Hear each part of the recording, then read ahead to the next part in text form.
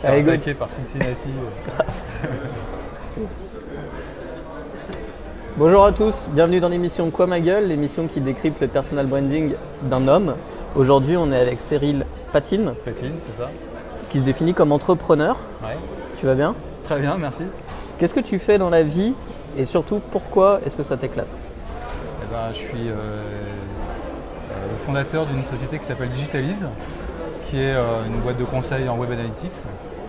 Et ça m'éclate d'avoir monté ma boîte. Après une vingtaine d'années dans des grands groupes internationaux, passionné par le web, j'ai eu envie de me lancer à mon compte dans cette activité-là et pouvoir continuer sur la lancée de ce que j'avais appris, mais en prenant la main un peu sur mon destin et sur les offres que je développais et la façon dont je conduis le business. Donc c'est ça qui m'a vraiment poussé à partir dans cette trajectoire-là. C'était quelque chose d'inné pour toi de te lancer dans l'entrepreneuriat ou c'est quelque chose que tu as découvert et qui te plaît aujourd'hui? En fait, j'ai pensé assez tôt dans mon parcours. Quasiment après être diplômé, j'avais déjà des envies d'entrepreneuriat, mais je ne me sentais pas prêt. Et, il a fallu que je passe par des grosses boîtes très structurées, internationales, pour gagner en confiance et me sentir prêt à un moment à passer le pas, quoi. Yes. Donc, une vingtaine d'années quasiment. D'accord.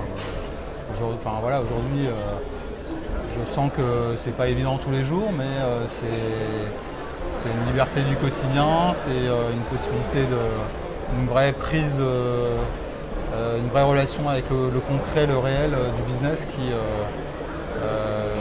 hyper stimulant, quoi. D'accord. Et dans ta boîte, ce qui t'éclate, ce qui t'amuse un petit peu tous les jours, c'est de travailler plutôt le côté technique, le côté humain, le côté innovant?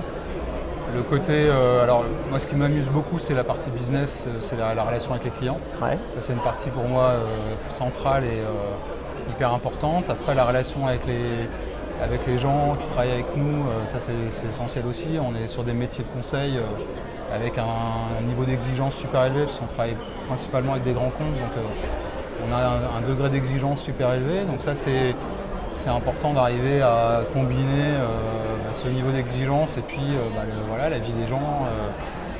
Donc ça c'est complexe mais sympa.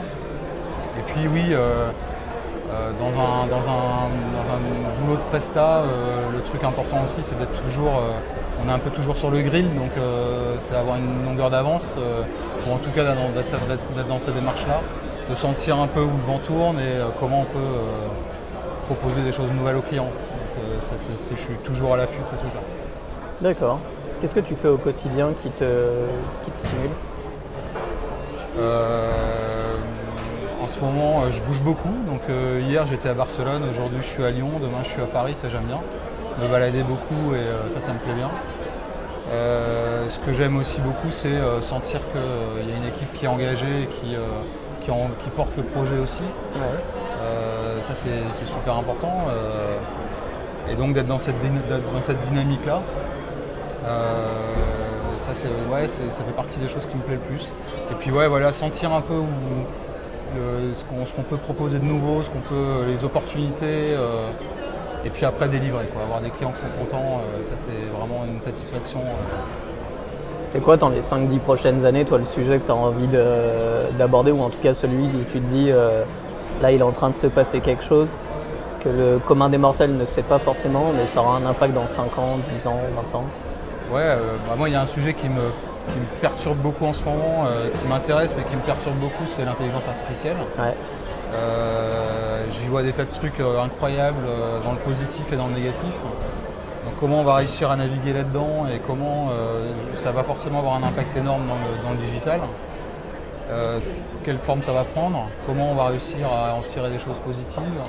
Ça pour moi c'est un enjeu énorme, parce que ça peut être, on peut l'aborder sous l'angle de la méfiance, nous on l'aborde plutôt sous l'angle de l'opportunité, mais en voulant mettre un peu de sens aussi derrière tout ça. Donc c'est ça, pour moi le gros sujet il va être là.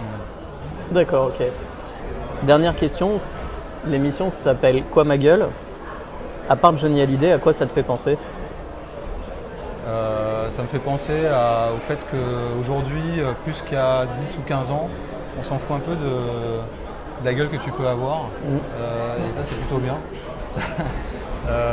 Parce que du coup, c'est plus ça le sujet, quoi. Et on peut l'ouvrir un peu plus qu'avant, je pense. Ça passe mieux dans le business, dans la vie au quotidien. Donc on peut un peu plus ouvrir sa gueule. Et ça, c'est pas désagréable. Ça fait plaisir. Super. Merci beaucoup Merci. pour ta prise de parole. Merci à tous d'avoir suivi l'émission Quoi ma gueule. Vous pouvez retrouver la vidéo sur YouTube et sur notre chaîne Facebook. Merci et à très bientôt.